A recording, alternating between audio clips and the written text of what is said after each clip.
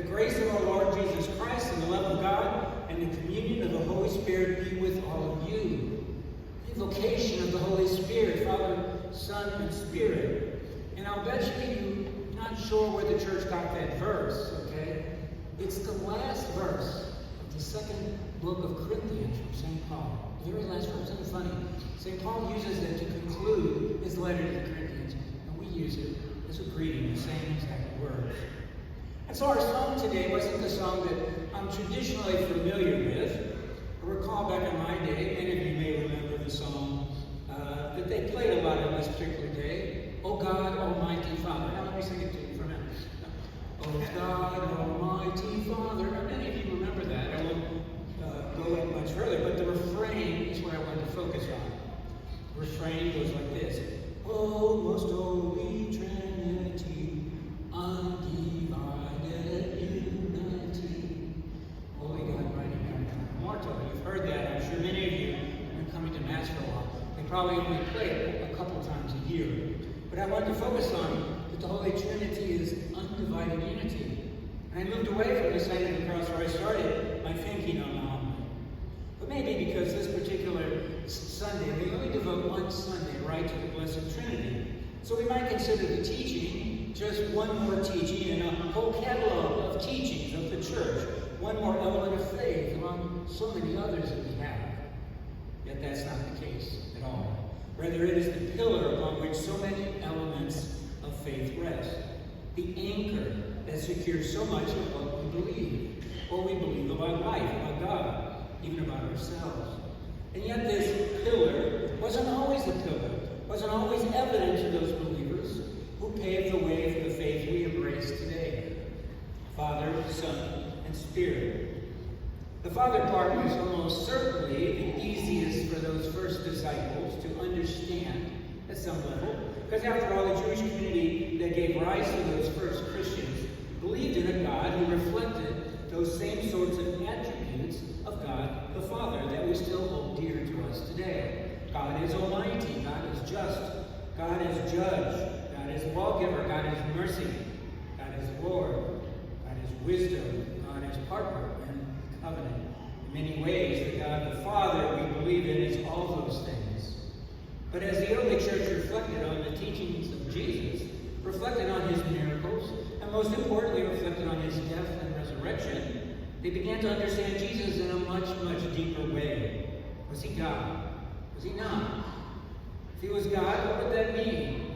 What does that mean that there might be more than one God? This was truly not easy for the early church to wrap its mind around. It was pretty puzzling to them. And when they began reflecting on the Spirit, who had infused their hearts and minds, they realized that their understanding would need to change. That this God of the Christians was, in a very real sense, beyond anything they could imagine, was something that was almost defied explanation. Yet, explain was exactly what they had to do. You see, it's one thing to think about something in your head or in your mind, but to explain that thing to others, you have to have them have an understanding. You have to use words. So if you want them to embrace that mystery of the Trinity, words were to need to be used. And you can see, as Father explained earlier, not many people can articulate, and I don't plan to today. I'm going to talk about maybe the meaning of it a little bit more. And so the church, over centuries, wrestled with trying to find the best ways to describe the indescribable, explain the inexplicable. The truth is, God is so much more, infinitely more, than any words can describe. Yet words would need to be used. Nonetheless, there was no other way. And so we, in this time and place, have the benefit of having centuries of church teaching on the Trinity, countless expressions of faith that help us enter more deeply into a mystery that is beyond anything we can imagine. And this teaching isn't just something made up out of thin air. It's something we believe has been revealed to us by God.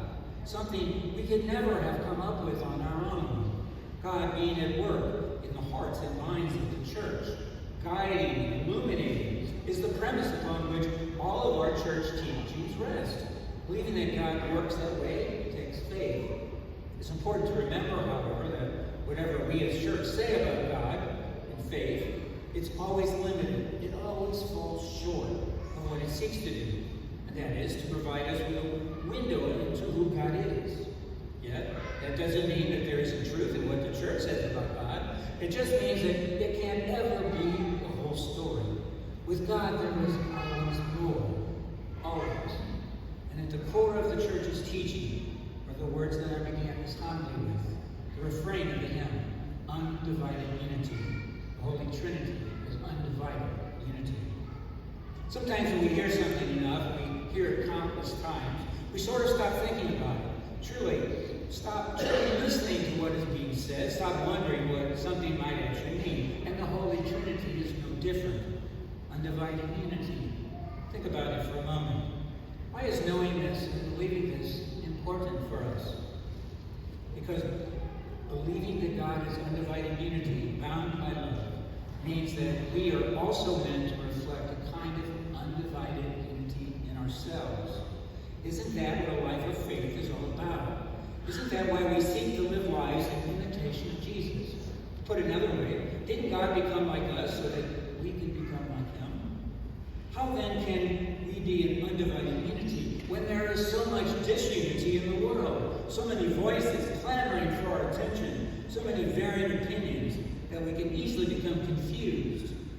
And while we can find peace and comfort in the Holy Trinity, we often make the mistake of trying to understand the mystery of who God is and how everything works, rather than simply just trusting in Him. Trying to understand the mystery of God is like trying to understand the universe. It is way too vast, too far beyond us. It is infinite.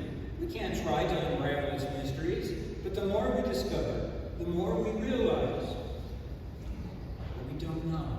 And so, as in the understanding of the universe or any other mystery, we must be content in accepting that as we might. We'll never understand God completely, at least not in this lifetime. And for this reason, we truly need to trust the Holy Trinity, who alone can guide us through all mystery. Therefore, it is not a good idea trying to understand that which is way too far beyond us. Instead, we need to turn to God Himself, the undivided Trinity, as the source of our wholeness and unity, and simply rest in Him, rest in His love. Let us remember that we are a living, breathing thing in our church, imperfect men and women at all different places on our journey, coming from all different backgrounds and experiences, with all different gifts and all different weaknesses, yet all sinners, all in need of love and mercy and compassion, all in need of forgiveness, all in need of the things that only God can give us. And it is embracing this mystery of our one God in three persons, who is love, who offers love to us, that we find hope. The point of our lives is not to understand, but it's rather to trust in God, the undivided unity for whom we all long. And in this trust, we can rest in Him, the one who is love, and that all that is divided may somehow become one in Him.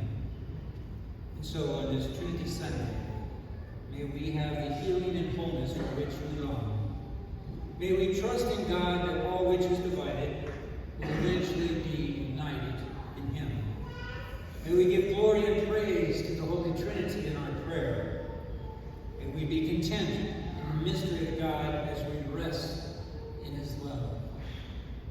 And may we give praise to the Father, glory to the Son, and gratitude to the Holy Spirit, one God in three persons.